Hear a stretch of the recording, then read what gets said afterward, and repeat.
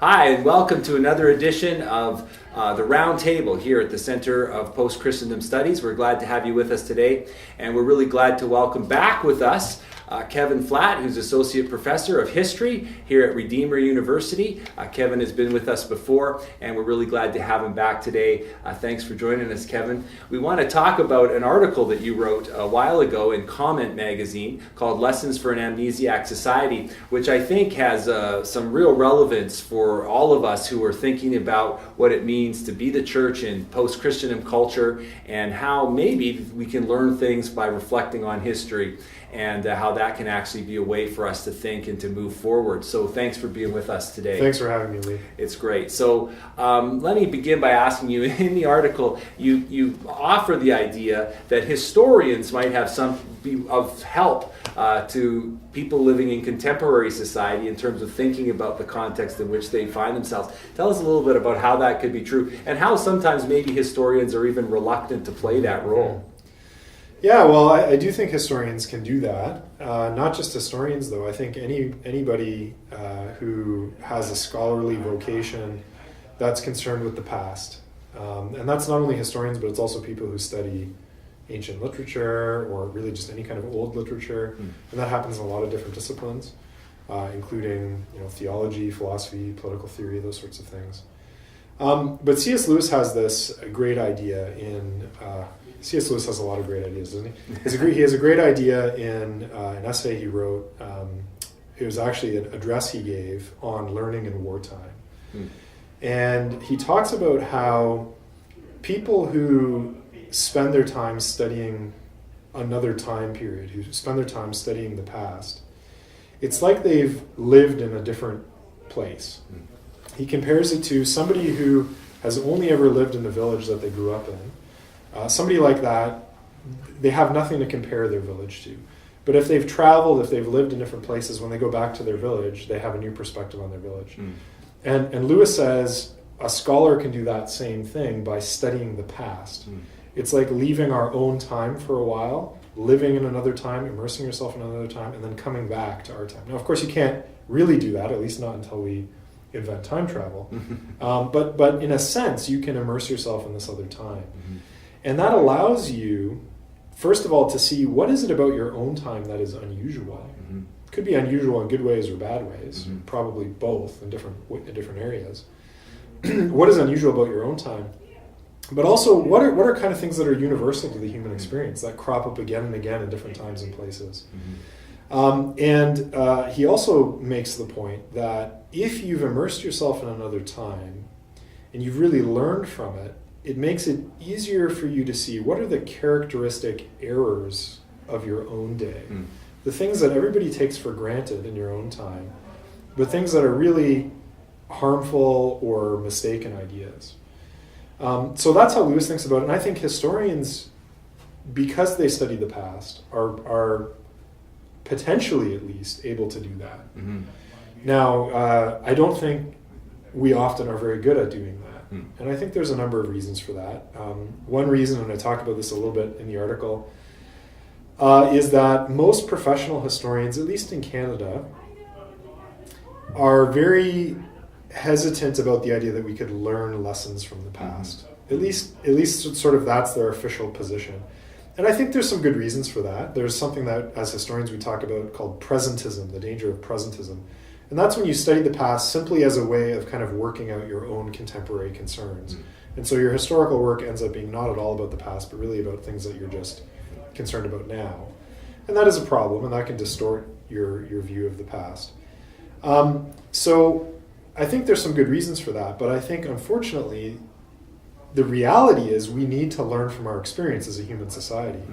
And even if we tell ourselves we're not doing that, we're still going to do it. If the professional historians aren't doing it, the politicians are doing it, the journalists are doing it. Other people are going to fill that gap. And I think all of those people should be part of the conversation. But historians should be part of the conversation too. And finally, I think a lot of historians today, professional historians in North America, are in fact trying to read lessons from the past. And they're lessons that reflect a particular set of contemporary concerns, mostly having to do with oppression and unmasking oppression, different kinds of oppression across lines of sex and gender, across lines of racial and ethnic differences, across class lines. And I think there's value in that project as well. But often there's a very strong ideological underpinning in basically 19th and 20th century ideologies. And so then the past becomes a kind of morality play that confirms ideas that nobody had thought of before Karl Marx. And so in a different, more subtle way, that kind of insulates you from being taken out of your own time as well. Because if what you're taking into your study of the past is a 19th or 20th century ideology, it's not going to get you unstuck in time in the way that Lewis would want. Well, let's talk a little bit about applying that and thinking about what that means. In this, the article that you wrote in comment is Lessons for an Amnesiac Society. And so tell us, what do you mean by an amnesiac society? You're referring mostly to Western culture or North American culture. Why is an amnesiac society an apt way to think about our culture, do you think? Well, I'll start with a little bit of an unexpected detour maybe into China and recent Chinese history. So in the 1960s and 1970s, Mao Zedong was in power in China, and he was really concerned that the communist revolution in China had not achieved its aims, which included the aims of kind of sweeping away everything of traditional Chinese culture, which he saw as being implicated in unjust systems of feudalism and capitalism and so on. And so he sort of incited this really violent and destructive campaign called the Cultural Revolution, in which just huge amounts of China's history and culture were just destroyed. I mean, temples were looted and burned, libraries were burned, people were forced to destroy books that they had. There was this huge heritage that was lost at that time. And fortunately, he didn't succeed in completely wiping out the past, and a lot of those things have actually enjoyed a recovery today in China. And I use that as an example. I think what has happened in Western societies, especially in the last 100 years or so, has been a somewhat more slow motion and less violent version of that, where there's been a real rupture with the past. And as a result of that, if you want, we can get more into some of those things. There's a lot of different reasons for that rupture. But as a result of that, a lot of our intellectual elites, or what you might call our scholarly class today, tends to either not know very much about the past, and this is especially the case in the social sciences and in the sciences, but even in some branches of the humanities, or they're very hostile to the past. So they see the past as a time that was basically ignorant, mired in religious prejudice, sexist, racist. And again, there's truth underlying a lot of those charges, but that kind of hostility to the past means that the people who in a society are typically the guardians of the heritage of the society that pass it down, that keep the cultural traditions alive, in our society, they don't really want to do that. So that's one element, and of course I'm making huge generalizations. There's lots of exceptions to this. So that's one reason. Another reason is the secularization of Western society, right? And talking to the Center for Post-Christendom Studies, this is stuff that you will know well. A lot of our history in the West is suffused with some kind of Christianity, at least nominally, right? And now that we're living in a post-Christian society, it's harder for us to connect. A little bit easier for us as Christians to connect, maybe, but for those of us, our friends and neighbors who aren't Christians, it's harder for them to connect with that past because of that Christian dimension, which is foreign to them. So that's another reason. And a third reason, kind of a more general reason, is our society, due to the pace of industrial and technological change, really is unusual in history and is very different. Our everyday lives are very different in a lot of respects from people even 200 years ago in Western culture. So if you put all of those factors together that I just talked about, there's a bit of a chasm or a gulf that we have to cross in order to get into the past.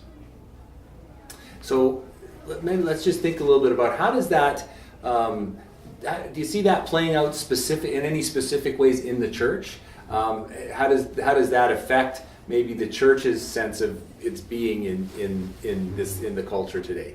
Yeah, that's a great question. When Christians get together to read the books of Christian thinkers today in our churches, they're usually reading contemporary authors, right? They're reading people like Francis Chan or John Piper or Brian McLaren or any number of people. Sure. It's a lot less likely for them to be going back and reading somebody like Augustine or Calvin or Thomas Aquinas, right? And that isn't always bad, but if we're only reading the contemporary authors, we're not tapping into the people who lived with very different assumptions in a very different world than the one that we live in. The contemporary authors, even ones who are quite different, and if you look at the three I mentioned, Francis Chan, John Piper, and Brian McLaren, Sure. lots of differences. Absolutely. But there's probably, C.S. Lewis would say, there's probably actually things that they have in common that nobody notices because we all have them in common because they're part of the air we breathe in the 21st century. And so Lewis would say to get outside of that atmosphere, you have to go to other centuries to do that. So that's one example, right? Who are we reading? Another example is a trend that has become pretty far advanced in the last 20 years or so in most evangelical churches. We don't sing older hymns as much as we used to in most of our churches. I know there's exceptions. And I love contemporary worship music. I think there's a lot of God-honoring, great contemporary worship music, don't get me wrong. But I worry a little bit when we devote, let's say, 80% of our worship music repertoire to stuff that's come out in the last 20 years and reserve 20% for 2,000 years of Christian history. That's disproportionate. And for the same reason that it's good to read some old books as well as some contemporary books, we need to sing some old music because it'll hit themes that we maybe need to hear, but that we're not naturally gravitating to because of our cultural climate. Yeah. So what are we reading? What are we singing? Those are a couple of examples. Another thing that I mentioned in the article is we tend to get excited about new models for doing church every 10, 15, 20 years or so. A lot of those have a lot of value as well. But sometimes we kind of want to come in and say, we're going to wipe away everything that exists in our local congregation and start fresh. It's kind of this revolutionary mindset. And I think we shouldn't be hasty in doing that. I think we should be aiming more for reforming and clarifying, but not necessarily trying to create a blank slate, because there may actually be things that have developed in the local congregation that have value. We may not immediately see what the value is, but once you wipe them out, it's hard to get them back. That's really great, Kevin. We have lots more to talk about. Stay with us. Join us for part 2 of our interview with Dr. Kevin Flatt.